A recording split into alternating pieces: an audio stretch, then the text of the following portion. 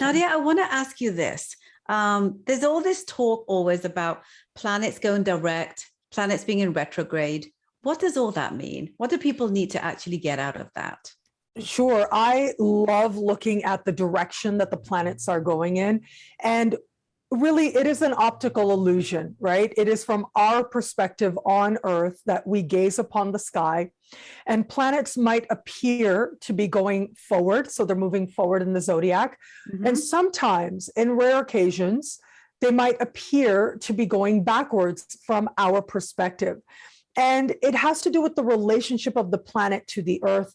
When a planet is changing direction, so it's gearing up to change directions, it's gearing up to go backwards, it's gearing up to go forward, it is especially close to the Earth. And so symbolically, we can understand its energies are magnified for us. Its symbolism becomes that much more important for us. And so it is that change of direction that tells us whether we're meant to take that energy and go within, reflect, go back, go over old ground, or whether it is that we're meant to now find clarity, which is what often happens when a planet is standing still in the sky and gearing up to go direct. There tends to be some sort of awakening, some sort of clarity around events that are taking place related to the archetype of that planet. And when a planet goes forward, it's kind of like, okay, the energy finally releases. We're finally ready to go forward. But I am somebody who really does emphasize the core energy of the planets, and the change of directions is a powerful way to get to know their energies, because that's really what it comes down to. It's about your personal relationship with the sky. If you understand what Mercury feels like, for example, Mercury is, very famously messenger of the gods. This is energy of communication, of being understood. Just like you want messages to be received as intended, it is all types of messages that we may send that we desire to have reach their rightful place. Well, what is it that we really want to say? How do we think about a thing? What is really going on? That mind level clarity tends to come when Mercury stands still and goes direct. And what we've been mulling over, where we've been internalizing a lot of the energy, we're able to see it differently when the planet of perception and communication moves forward. So similarly, all planets have their own archetypal core part of the human experience. And when planets change directions, that's when we really can start to build that energy to understand those energies as part of us more powerfully. It's just so fascinating to me. And everything you just said there has really played deep for me this past October. I mean, wow. I cannot even begin to tell you the layers of everything that felt so amplified on so many levels. And I think that was just my personal, I guess, take on what was happening with me. And it's fascinating because, you speak to different people, and depending on the mindset they have, they view what's going on in the sky differently. And I remember an interview I did with you in the past, a few years ago. You said something that was so poignant that always stuck with me. And I kind of want to share it with everyone here, Nadiya, if I may. You had said that people's perceptions about what they believe in is extremely potent and very powerful. It's kind of similar to how someone reads a line in the Bible, for example, or in a holy book, can be perceived one way versus another. It could be very polar one way to the other. I don't know if you remember saying that to me, but it was so powerful to me that perception is probably the most powerful thing to look at when you're going through your human journey. Is there anything that you want to say about that? I'd love to know your thoughts. You and I both know two people can read the exact same passage, and one person will grow more loving, another person will go in the other direction. And that is because these holy books are very powerfully symbolic. They provide this powerful language, but ultimately what they do is they reflect the human experience back to us. They reflect our own journey in terms of trying to understand the meaning of life, the meaning of the divine, how we're connected to the divine. And really, in many ways, all of it is divine. I'll give you an example. A Sufi mystic and astrologer and philosopher who lived about 1,000 years ago. His name was Ibn Arabi. And I actually wrote my master's dissertation on Ibn Arabi. And I loved his work so much. And really, if I had to say who has shaped my understanding of the sky most, it would be his work. And so Ibn Arabi, he wrote this little essay called "Whoso Knoweth Thyself." And I remember when I read this essay, I had sort of a spiritual experience reading this essay, because in this work, he says that we are, and what he's really known for is what is called, and what he coined, the magnificent breath. It's this idea that we are new ways in which the divine itself knows itself. We are the breath and the expansion of God itself. Mm-hmm. And he said that every ache, every longing, every desire, every elation of your heart is a new way that God itself experiences itself, knows itself, grows in itself. And if you had not been there to experience that exact longing or elation or disappointment or sadness or love or happiness, then it is as if God itself cannot be made more, cannot be made stronger. And so what he's saying here is that, yes, your life is divine, your expression is divine, but really all of the human experience is divine. It's all spiritual. Mm-hmm. And I think that's what we see when we read sacred texts. Mm-hmm. Now, take that to a meta level. Take that now to symbols in the sky. We're moving beyond language. We're now going to symbols, and we are interpreting them. And really, you really know what someone's worldview is when you look at how they interpret the sky. Right. So if someone is a person who sees life as a space that is unfair, where lots happens outside of you that affects you, that there are these outside forces that are going to determine your path, that are going to determine your success, then that's going to show up in how you interpret the sky. That's going to show up in your astrology. Mm-hmm. However, if you're somebody who looks to the sky and believes that the universe is wise and loving, that believes that sometimes the universe has a greater plan for you than anything you could plan for yourself, well, that's going to orient you very differently to the symbols. You are going to explore those symbols and interpret them and understand them with a whole other lens. Mm-hmm. And so as much as we see this play out in sacred texts, take that now to a much more symbolic, much more meta place. And we see this play out in terms of how people interpret the sky. Absolutely. It's so fascinating. And it's the kind of rabbit hole that I love to just deep dive, you know? Yeah, this is my nerd hat coming on, right? This is the stuff I live for. Like, this is why I do what I do. Absolutely. It's wonderful. Yes, I know the techniques. I have a foundation in that. And I love speaking to the symbols. I love what astrology affirms, our interconnection to the universe and to each other. I love that. But really the point is for us and for my audience and for my readers to know that they are a part of that very energy that is divine, that whatever they're experiencing right now, they can in some way tap into it to become more wise, to become more loving, no matter how hard it may be. And I just love affirming that for people. That is my purpose. And I feel like that being the foundation, it allows business to be that much easier. The sacrifices that go into being an entrepreneur, because there are sacrifices, you know, we talk a lot about following our bliss. And yes, there is bliss in connecting to the sky for me, for example. We can talk about that, but the truth is there are also sacrifices involved when you are determined to share or to reach people or to find a way to align your work with your success, with your happiness, with your spiritual path. But maybe that's part of the journey. Like that's part of what allows us to become whom it is that we're meant to be. It's never really about the milestone. It's never really about the success. It's about who we become in the process. And the sacrifices are part of it. But staying aligned to mission is what makes the sacrifices worth it. And it is absolutely worth it. Absolutely agreed. Yeah.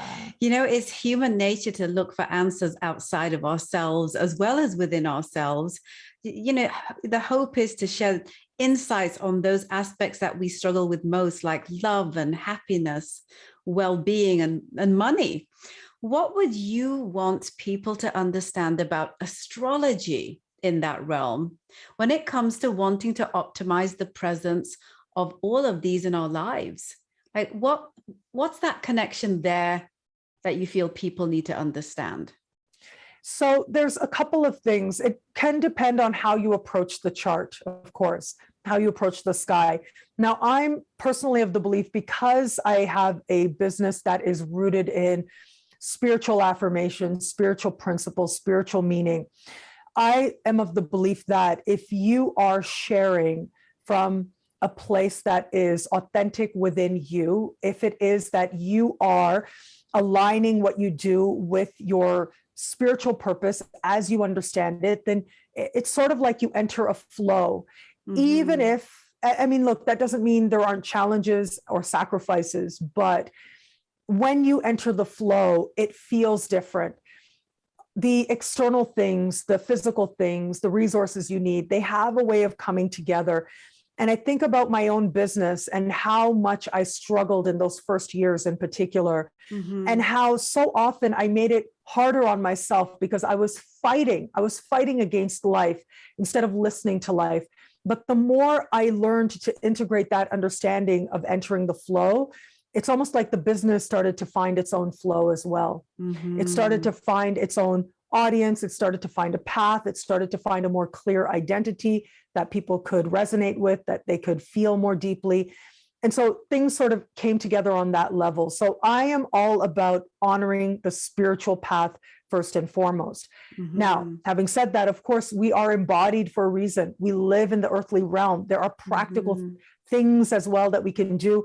And yes, absolutely, you can look at the chart and consider, what types of industries or what forms of behaviors or even what type of keywords or buzzwords to use to optimize your ability to create more prosperity for yourself. So absolutely, we can look at the astrological symbols to help people understand everything from aligning to life purpose to what could I be doing more of in order to earn more money or stabilize my finances? What cycle am I in right now? And how can I tap into this so that I can make the most of it for my present and future prosperity? There are symbols that we can explore in that. Absolutely.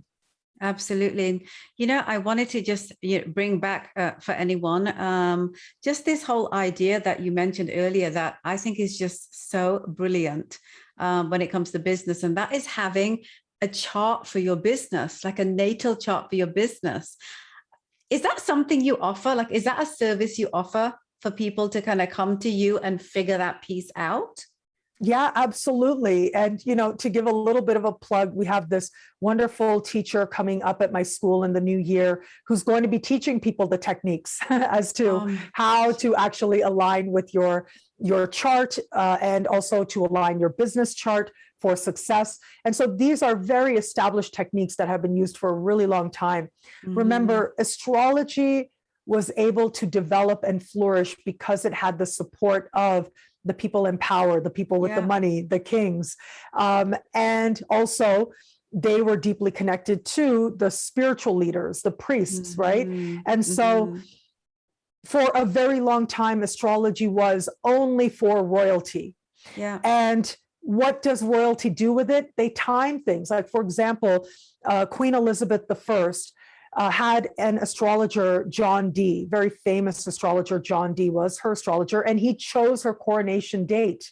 He chose that moment of her coronation, knowing that that would set the foundation for her monarchy, for her realm. And that's exactly what happened. She's considered one of the more successful in terms of her longevity, in terms of her reach, in terms of the peace of England during her reign. Similarly, we can, in our own lives, think about how we can tap into astrology, because now we know we live in a time when you are the queen or king of your own realm, whatever that realm is for you. And your business is your realm, especially when it's something near and dear to your heart, especially when it's something you're passionate about. So of course, why not tap into the same techniques that Queen Elizabeth I used? Those techniques are available to us. You can tap into them as well. Well, it's how the three kings or prophets found Jesus. Absolutely. Right. Yes. There's just so many historical stories in every single corner of the world that leads to how astrology has helped people navigate some really tremendous things that have happened. The birth of Buddha, for example, it was seen in the sky. It's such a brilliant thing. I want to ask you a question, because I think it's important that we also ask, we figure this piece out as well. Are there any contraindications to utilizing astrology? Or is it kind of like, or is it like a glass of wine? One glass of wine is good for your health. You have 3 bottles, and obviously it isn't. Like, talk to me here. Sure, I get it. Like, we are being nerdy here together, and I absolutely love it.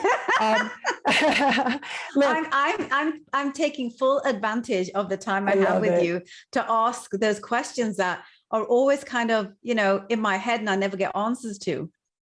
I love it. So I would say, of course, you don't want to become obsessive. You don't want to become dependent, right? There's a famous phrase, I think it's from Shakespeare, where he says, "The wise man rules his stars, the fool obeys them." That's the quote from Shakespeare. And that really is it. Like, look, at the end of the day, I am very much of the belief that astrology is supposed to empower you to trust yourself more, empower you to find whatever it is that is your unique part of the breath of the divine, the magnificent breath. That's how I look at astrology. And a part of that means trusting yourself. It means listening to your life. And I think it is so important for us as astrologers, for example, not to foster dependence. I'm very, very reluctant with that. That's why I don't see people very often. If somebody is contacting me again and again, they want to see me every week, every 2 weeks. That to me is not healthy. That's not the way to go. The way to go is that an astrologer is going to guide you to yourself. They're going to remind you of yourself. And of course, for business, you want to time certain things, but it really is about tapping into the big moments, right? The big moments as much as possible. Then you can look at the smaller things like every lunar cycle. But ideally, you're listening to your life, you're listening to yourself, and then you are using the sky as a way to understand some larger energies that could be at play and how to align with them, but always align with them in a way that feels right to you. That is so important. It has to resonate as right for you, because remember, as I said earlier, so much of what we do is actually out of a deeper spiritual drive. We're here to understand our unique journey towards greater love and greater wisdom, even if we are very practical. Even if we're very materialistic, that's okay. Even though from a spiritual perspective, the material is illusionary, it's still a part of the human experience. Yes. But when it is that we put focus on the spiritual journey, then sometimes something may make sense astrologically, but karmically, we know that that may not be the way for us. That may not be the path for us. So I'll give you an example.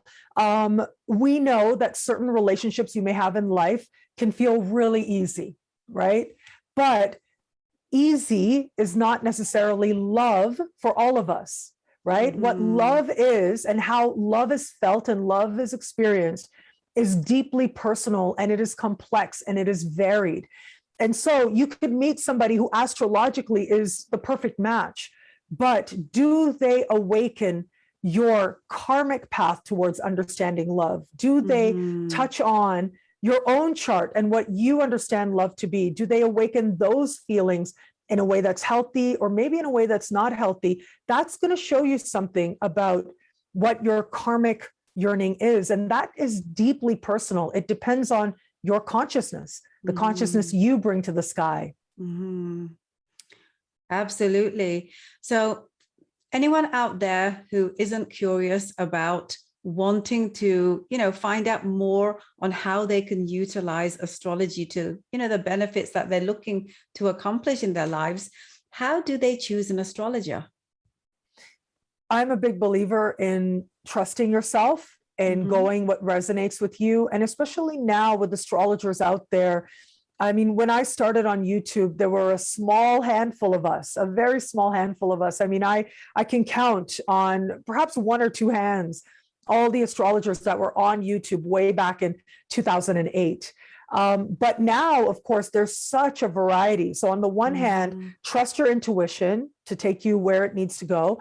But also, who do you resonate with? There are all kinds of ways to see what an astrologer is sharing through video, through YouTube, through their website, through reading them on social media. There are a lot of astrologers who are only doing what they do on social media platforms.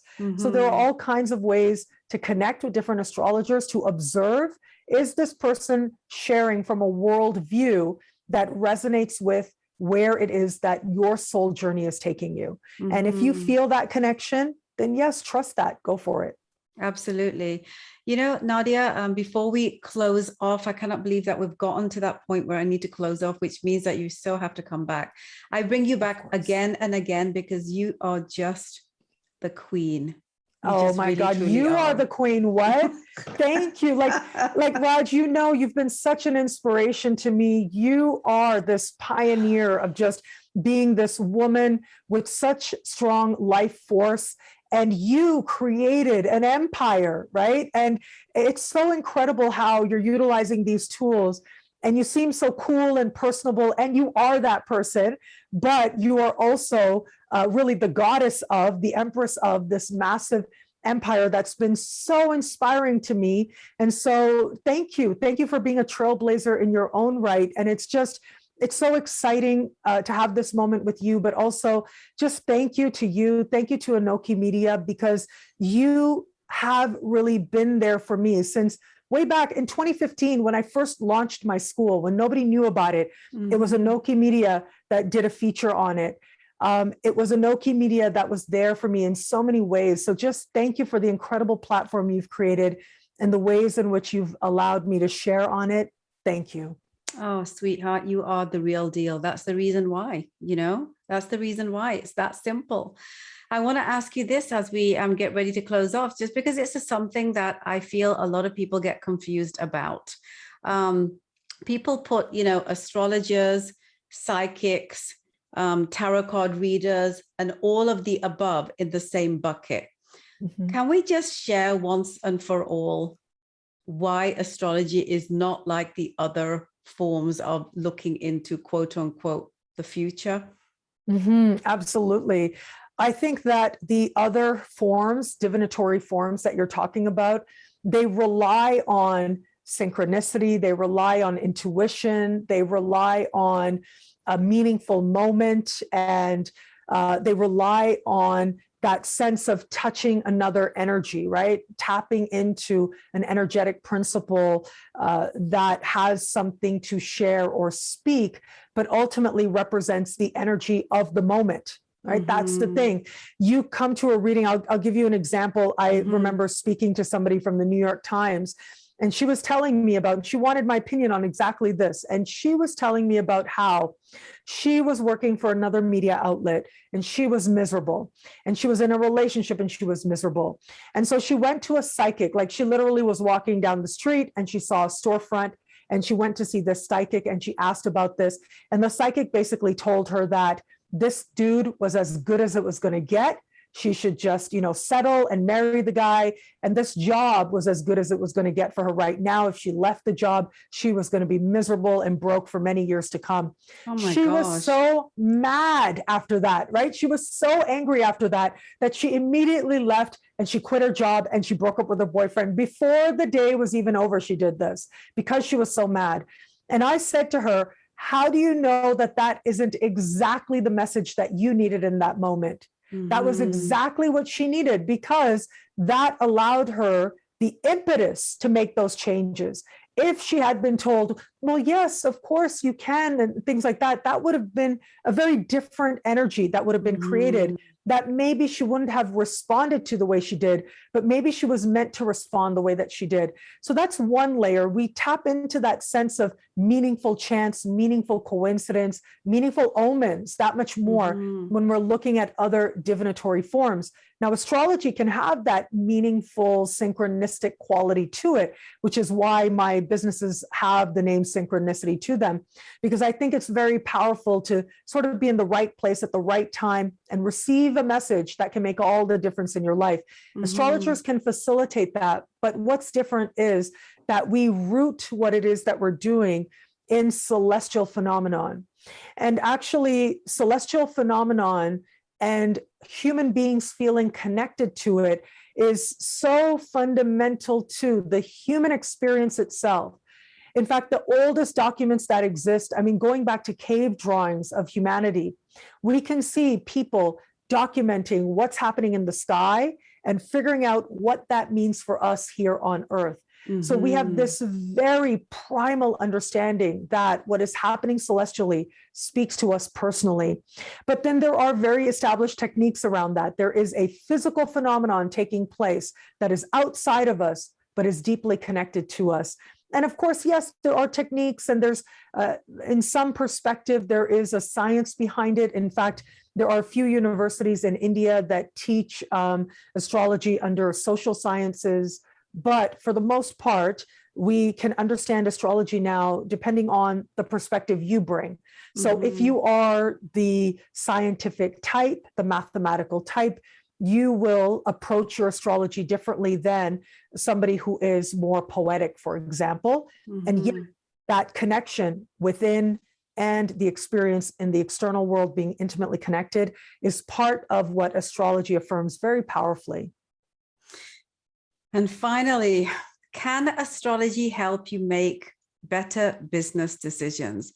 Your final word on that, Nadiya. My final word on that is, if astrology is part of where you feel called to go, as part of understanding yourself as an entrepreneur, as part of understanding your business, then you would be in very, very good company, because lots and lots of business leaders have used astrology, all the way to Ronald Reagan very famously used astrology, especially in the second term of his presidency.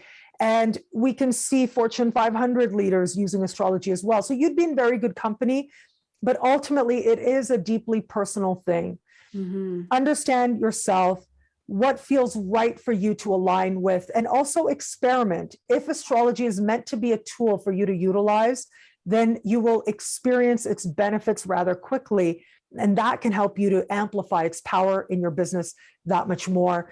But I think, you know, being an entrepreneur, what a rewarding journey it has been. And I'm sure you share this as well. It is one of the greatest blessings I can think of, like the great privilege of self-actualization, really, which a lot of people don't get to align with. You and I have been able to align with.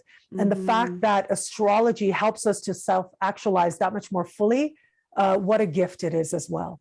Absolutely. And you know, it's, you know, a lot of these things that we are conditioned as humans, you know, limiting beliefs, and, you know, this is your role because you are, for example, a woman, or you're a certain color, or if you're from a certain family, all of these things, these kind of rules and regulations and these boxes that, you know, humanity has created.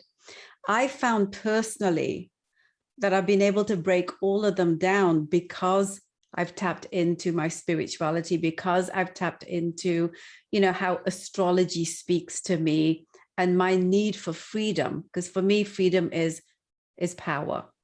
Yes, I'm right there with you. I'm right there with you. I too have that that thing in me that you have, that wants to be yourself and knows something about yourself, right? It's like knowing something about yourself outside of the expectations of others. I think that's part of the entrepreneurial journey as well, because when you're on that journey, a lot of people may tell you that that isn't the path. I mean, I'll give you an example. When I went to university to do my master's in England at the University of Kent, I remember meeting a lot of students, especially the first week, right? It's like all these orientations and things. And of course, I'm connecting with lots of students, South Asian students, and every one of them is taking engineering, right? Engineering. And I remember people would ask me, what are you studying? And I would say, cosmology and divination. And I would hear things like, why would you study that? Like that was the reaction, right? Like, oh, I didn't know you could study that. But it's like, yeah, I had the great privilege of being able to say, that's what I want to study. That's what I'm going for. And that in and of itself is such a gift, because a lot of those people in those engineering programs didn't feel like they had that option, didn't feel like they had that choice. And so the fact that we do, what a blessing. The fact that astrology helps us to tap into more of our personal freedom, right? Yes. I mean, that's very powerful as well. Yes. But I think, you know, when I think about being young and how rebellious I was was just such a rebel. And it so really was, yeah, I can imagine. Of course you were, right? Because that energy of freedom is trying to figure out how to be directed. And we didn't really know that. I didn't really know how to direct it. But it really was when I went a little bit deeper, when I went through that very difficult time, what I call a dark night of the soul, or what's been called a dark night of the soul. That was really when I tapped into something much deeper. That was really when I realized that this was a force for good. It wasn't a force that was within me to make life harder for me, to have, you know, the world hate me, to be ostracized or anything. It was really for me to trust myself and to be my authentic self. And when I did, that whole rebellious energy, it just calmed right down, because it has a focus now. And I think to be an entrepreneur, you got to be a bit of a rebel. You got to be, no matter what you're doing, you got to be a bit of a rebel, because you have to be willing to trust yourself. And that's not something that some of us have the luxury of choosing. And also, it takes guts. I'm going to close where I started. I started off by saying it takes guts to be an entrepreneur. And really, it does take guts to go your own way. But it is the road less traveled. And it is such a rewarding journey as well. Absolutely. Because not only are you living your truth, but you're opening up the possibility that this is a choice that people can make. You're allowing people through you to see that there is another way, you know? Absolutely. You following your path, following your soul journey gives other people permission to do that. Gives people you may never know or never meet permission to do that. Look, well before I met you, you were inspiring me with this media empire that you built. Just you being you and doing what you felt called to do made me possible. And I'm sure that there are many, many, many people out there watching right now who feel exactly the same way. You bless me and make me feel so good about all the things that I've gone through, my love. I thank you so much. You've earned it. You've earned it. Thank you so much. Thank you. Thank you, my love. I would like to close off by at least letting people know again, how can they get a hold of you? And we haven't even shared your social media platforms. Let's at least let people know how to go hang out with you there. Sure. It would be lovely to meet you wherever you are online. I will say, if you put in Nadiya Shah Astrology into Google, like really any spelling of Nadiya Shah, because there are a lot of different spellings out there, any spelling of Nadiya Shah Astrology will bring up my work. But yes, you can find me. The different websites I mentioned were synchronicityuniversity.com, synchronicitypublications.com, nadiyashahsuperstars.com, nadiyashah.com. Social media, it's basically Nadiya Shah most places. So it is YouTube, it's nadiyashah.com, like spelled out, and Facebook, nadiyashah.com spelled out. On Instagram, it's Nadiya_Shah, and on Twitter, it's Nadiya Shah, one word. You are everywhere, girlfriend. So guys, there is no excuses. You got to go hang out with my girl. She is the real deal. And just, you know, you guys have spent this time with us, how the energy was kind of flowing beautifully between the both of us. That is something that this lady has the power of doing, and why I adore and love and respect and honor her journey. Thank you so much for joining me today, my darling, and sharing your insights. It's just I just love everything that you always, share with everyone. And it's funny because every time that I have a conversation with you, something new kind of shifts in my mind and in my heart about what the possibility of living life could be. And that is a big, big, big statement. Oh, that makes me so happy. Thank you. Thank you for the part that you play in my journey as well, Raj. Absolutely, sweetheart. Guys, thank you so much for hanging out with Nadiya and I today. I really, really hope that you got some real value from our discussion, and I would be shocked if you didn't. I also want to just, support you guys and ask you that if today's episode has really kind of shifted a perspective in your mind, I want you to, send me an email. Email me at talktoraj@rajgurn.com. Again, that's talktoraj@rajgurn.com, and tell me your story, because if I love it, I'll be inviting you to be a guest on my show right here to share your story. So together, cyclically, I say this every single time that I come out to chat with you guys, we can help someone else expand their possibilities to reach their version of nirvana. That is magical. For more trainings like this, please subscribe to my YouTube channel at the Open Chest Confidence Academy. Go hang out with me on podcast platforms. Search the Transform Your Confidence show. I also encourage you to join my free coaching newsletter community. Just go to www.theopenchestconfidenceacademy.com/newsletter, and also hop on over to Facebook, search Transform Your Confidence, and join my free professional development incubator where I personally answer your questions. You've got to be a member for that. Okay, guys? I want you guys to always remember that positive vibes is what's going to keep you focused on building who you are meant to be, and for living your best life. I will see you next time.